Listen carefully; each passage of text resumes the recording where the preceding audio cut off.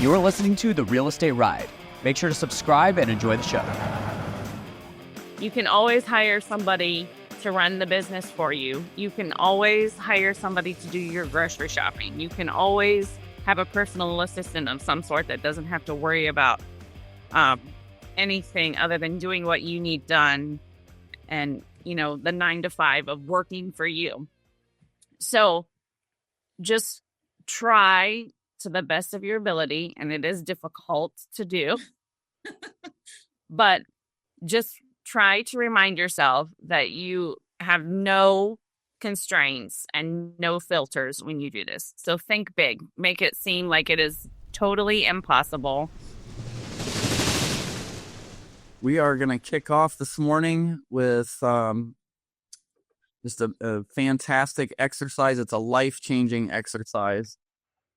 We did this 5 years ago when we joined a coaching mastermind group, and it was life-changing. We had never really done an exercise like this. We had done, thought about what we wanted in our lives and maybe even written down a few goals. But we had never actually sat down and written out all the different categories of our life and what we wanted those categories to look like. So we've done a few different types of exercises throughout the last 5 years to help implement this and track this. And we just want to share with you guys the importance of this and what happens when you do that. So share a little bit of our experience. And we have some people on the call today that have already done this exercise. We highly encourage you guys to participate, jump in, give us your experiences, and then we can all learn from that and help develop a solid foundation for where you want to go in your life. Because once you have a vision, your goals kind of make a little more sense.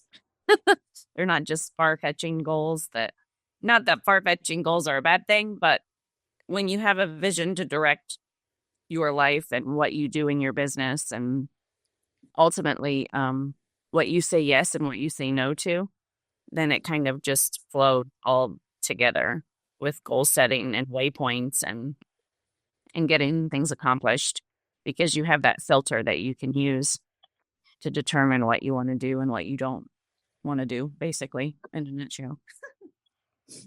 Yeah, and then the goal is to, when we're completed, to write it all out on basically a 1 to 2 page document that we will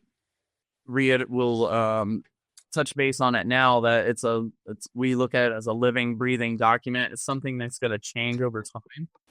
And that's why we encourage you just to get it out, get it done on paper, get the rough draft done, and then we'll help you shape it, shrink it down if you need. And you may get stuck on certain areas, and that's okay. I would encourage you just to write down what you think you might want in that category. Did anybody else have anything on that in regards to that? I would like to add something, or more emphasize something, and that is, I think a lot of times with the vision or setting goals, it's more of what we want to do, or to use your words, I think, Annie, saying yes to. Mm-hmm. But what's important also is this, I've seen you doing this before, is what you say no to. Right. And that's really important, knowing, because it's real easy to say, knowing what you want to say yes to, and you end up saying yes to a lot of stuff, including kind of creating that vision that blocks out things that we don't need to be doing or don't want to be doing. Right. Yeah. It's real easy to, everybody refers to it as the shiny object syndrome, right? The vision is to help you focus more and not get so distracted on all of the shiny objects that are thrown at you as an entrepreneur, as a business owner, as a real estate person, as whatever. the case may be. So hopefully that's the goal, right? To get more focused on what you exactly want for your life and or your business. If you own a business, you should do a business vision as well, which a lot of people that we have encountered in the coaching experience that we've been a part of, as well as been coaches for, you have a vision for your life, but you don't really have a vision for your business. So we have both and encourage you to do both. And that way you know what you can do with and what you don't want to do with your business too. So it's just as important as to have one for yourself as it is for your business. Yeah, so we'll do the personal first, because obviously that's the foundation. And then once you guys complete the personal, then you'll know what to do with the business vision and where to fit it into your calendar.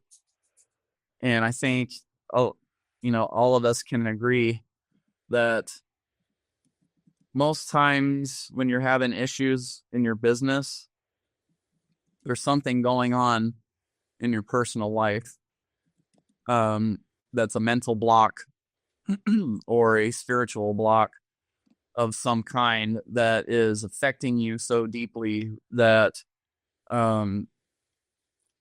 it's causing havoc in your business. It's overflowing into your business life.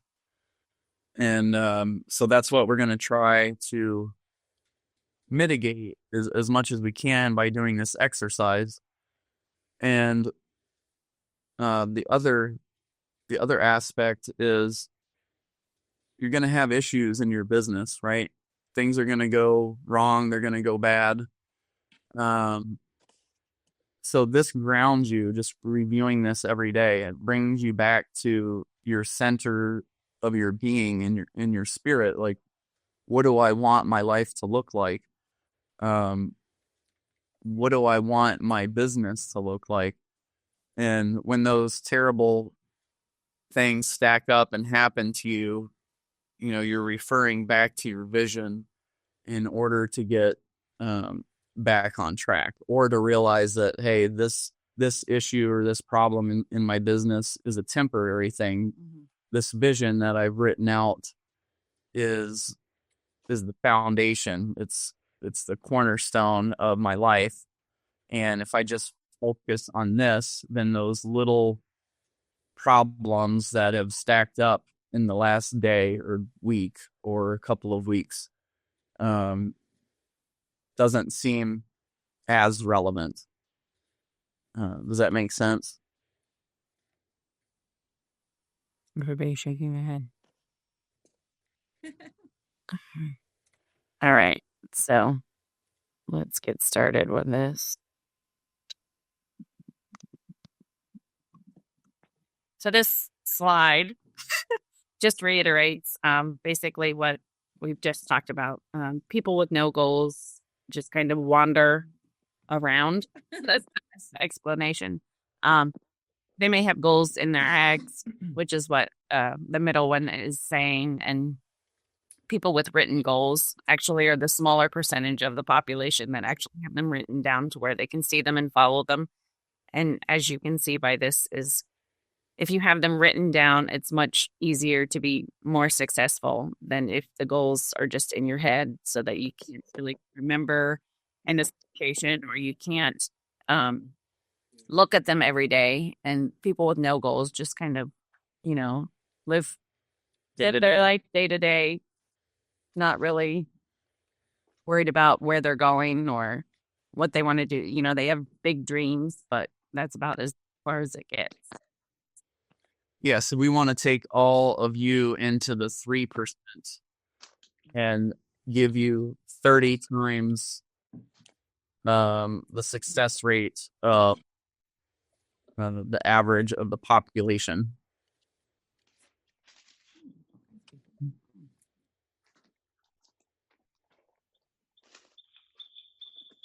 Oh, somebody's getting a little feedback.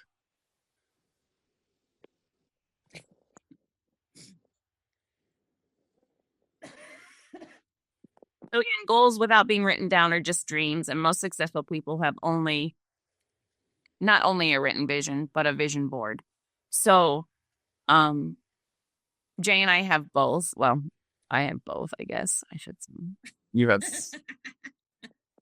I have yet to see Jay's vision board, but we have redone our vision when we went to San Antonio a week or so ago.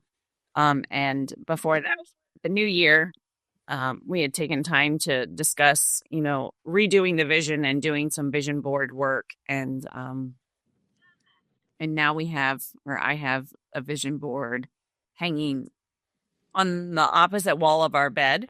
So as soon as I get up, I see that vision board, and then we have stuff hanging on the wall on the way into our bathroom and in our bathroom on the mirror, and just a bunch of different stuff so that it's a daily reminder and we can look at it daily as we get up and get moving. So that's one thing that I suggest. You can print your vision out and hang it on your bathroom mirror. You can print your vision out and hang it on the wall as you get up in the morning, or a wall that you go by a lot. There's a lot of people that hang it on their computer screen so that they have to flip it over in order to start working. People record it in their own voice that they can listen to on their phone or in their car. There's lots of different options. You don't have to have pieces of paper hanging all over the place, but that seems to do the best for Jay and myself. We have some stuff hanging on just affirmations and goals, and I don't know what the word is I'm looking for, but they're on poster boards hanging on the walls as we get ready in the morning and as we can see them. Yep, and I have a morning routine. Everybody has a morning routine. It's whether it's intentional or not. Mine is intentional. When I get up, I make my coffee, I do my meditation, and then I read my vision and my affirmations every morning. I keep mine on my phone because I'm using the. I'm gonna mute someone. Here we go. I'm using my phone for my meditation. I use the Headspace app. Highly recommend it. There is a free version where you can get 10 meditations for free, and you can just cycle through those every day. Or sometimes they run a special on version or certain times of the year where you can get it for like $58 for the whole year. I use the Calm app, CALM, for my meditation. It has guided meditation for starting your day, for going to bed, for lots of different things. So that's part of my routine. I read, I'm doing 365 days of the Bible. So I have an app on my phone that is the Bible app, and I read what I'm supposed to read for the day, and then I do 10 minutes of meditation typically. Now, I admit that I don't always do that, but that is my goal to get accomplished on a daily basis. So you guys should establish some type of morning routine where you're getting your mindset right, your spirit right. A little bit of exercise in the morning is a great way to just boost your energy level. So just ask yourself, how can I perform better and enjoy my life better? What can I do in the morning to kickstart that? And it doesn't have to be an hour and a half program. Right. It can be 10 minutes or 15 minutes just to get you kickstarted and ready. Just so you guys know, we muted all of you. We're getting some background noise. So if you have a question, just unmute yourself and go ahead and jump right in, because we want to encourage you to ask questions or give comments. Yeah, or if you have something to add, please feel free to jump in and add that. Hey, this is John. Hi, John. Hi, Jay and Annie and everybody. Kathy's on the line too, by the way. I just wanted to mention that I did create a morning routine, and I try to follow it. It seems pretty lengthy, but and I'm trying to modify it and make it something that I can do all of the items every day. In other words, I'm trying to filter it down a little bit. Sure. I just wanted to mention that, and you had suggested to me, which was a good suggestion, I think. I wanted to do affirmations, and Jay, you had suggested one to just review my vision each morning to get me set right. Yeah, great. Thank you for sharing that. Yeah, if you have any issues writing different affirmations, the Miracle Morning was a great tool, and they have a whole setup in their activity book to help you write out your own affirmations. But if you just want to read your vision out loud every morning, that's, to me, that's plenty of affirmation. I mean, that's who you want to become. Right. So there's no better affirmation than that, in my opinion. And John makes a good point. You start off with a plan that you want to get accomplished every morning, and then you realize that it takes longer than you thought it would, or you are trying to get too much accomplished in the time that you have allotted for that, or it just doesn't kick off the day like it's supposed to. So you just need to tweak it to fit your lifestyle, your game plan for the day. And it could be different every day. I mean, you may have 10 minutes in the morning, or you may have an hour and 10 minutes in the morning. It just depends on, lots of different aspects. If you want to sleep in, if you wake up early, if you're not feeling the greatest, if whatever the case may be. So it's not necessarily a bad thing to have one specific plan and have to tweak it depending on your time for that day, just as long as you start setting up the routine of doing something every morning. Yeah, and I think that it's important to mention that when you start in the morning, that is your time with you. And I would encourage you not to get on email or Facebook. Now all these other exterior distractions are entering your mind, and immediately your mind is in the, okay, what do I got to do today? Or how is this? You have to process outside information, and you should just be focusing on you. That's like your sacred time with yourself. So I would encourage you to not do that. Do your morning routine and then start looking at email or social media or watching the news or whatever your other morning routine is. Yeah. Anybody have anything to add to that? So, okay, so this slide is basically to help you to open your mind, think big. If you didn't have to work, so you have all your bills are paid, you're debt free. You don't have any worries in life. You have all the money that you need, right? What would you do with your time? And you're going to have to repeat this throughout doing this exercise, because I know when I did it, I was like, when I was doing the family time exercise, which we'll get into here in a little bit, I had put, I want to go to Europe, Asia, and I was like, this is not realistic, right?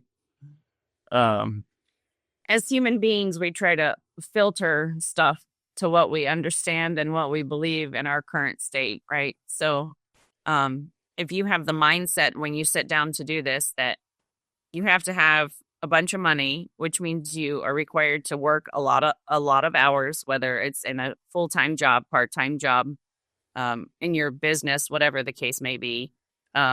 Your time is very limited because you have to have time to work and you have to have time to do the daily. All of that should not matter when you sit down to write this. with your blank sheet of paper.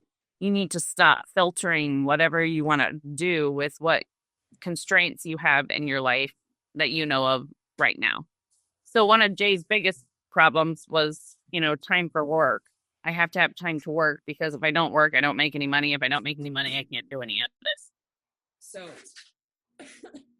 one of the biggest things, and like you said, you'll just have to keep reminding yourself throughout the whole exercise is that none of that matters with this exercise, because you can always hire somebody to run the business for you. You can always hire somebody to do your grocery shopping. You can always have a personal assistant of some sort that doesn't have to worry about anything other than doing what you need done and, the 9 to 5 of working for you.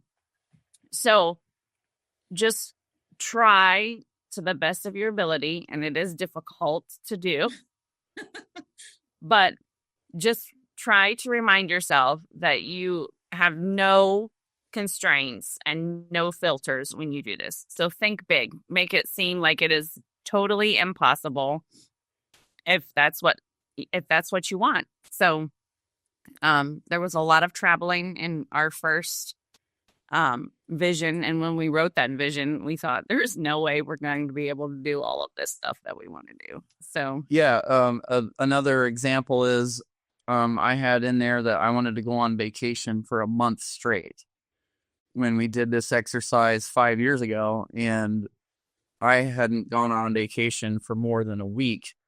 And honestly, the week vacation wasn't really a week vacation. I worked every morning from 8 a.m. until 1 in the afternoon trying to get all my stuff done so that I could enjoy the rest of the day with the family. Well, I'm sorry, but that's not really a vacation. That's a haphazard vacation. So when I wrote that down, it did not seem possible. Like, it seemed not just not possible, but it seemed absurd. Like, this is not real. And when people were telling me that they were working 20, 25 hours a week and running their business, I honestly didn't believe them. I thought, there's no way I'm working 80, 90 hours a week trying to grind and hustle to get all my stuff done. And I just don't see that's possible. But that was something that we wrote down in our vision, and now that's a reality. So, I encourage you, again, just like it says on this slide, think big, don't hold back with what you really want. And like Elon Musk says here, if something is important enough, even if the odds are against you, you should still do it. Because chances are, if you do it, it's actually going to happen.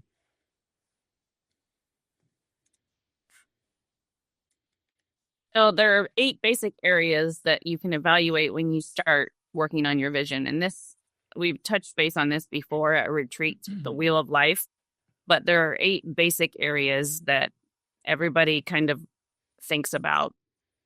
And some of these, like friends and family, sometimes can be combined, and then your needs can be put in there, or you can add needs as a 9th section. But typically we talk about spirituality, and that doesn't necessarily mean, I think everybody on here is Christian at this point, but we did have someone in our group that was not. He just was agnostic and didn't really believe in God, but knew that there was some kind of higher power, but he didn't really know what that was or who that was or what he really ultimately believed. So if spirituality is not God-centered for you, that's okay. Spirituality can be, being one with yourself or with Mother Earth or with God Almighty or whomever whatever your beliefs are. So spirituality can mean lots of different things to lots of different people. And then career, obviously, that can be your business and not your job, because most of the time people do not have a vision that they're going to work until they die or that they're going to work until age of retirement or whatever. Or it could be your job. It could be. And you're just looking for clarity and a better job, maybe, or a different type of job, something that fits your passion better. Mm-hmm.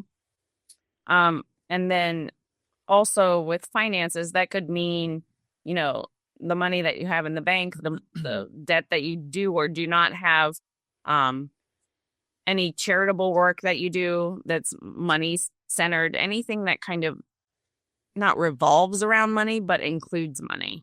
And then family, like I said, family and friends could be combined for some people.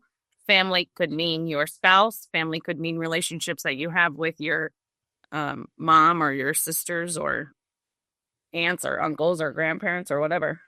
Yeah, and then spiritual, you could also fit in this category. Your charitable contributions, how you volunteer in the community, money that you give to others, or maybe you're helping bring fresh water to a village somewhere across the world that is still drinking water out of the river that the cows are walking through, and that's literally still what's happening in the world today. Right. And then, you know, some of them can be overlapping as well. Like personal development, that could also include your charitable work or your health and fitness and just your overall well-being. So don't be like, this has got to stay in this category because this is what this is about. It's just kind of a guidance for what you're going to think about. So we would encourage you guys to take a minute, and I would wait on the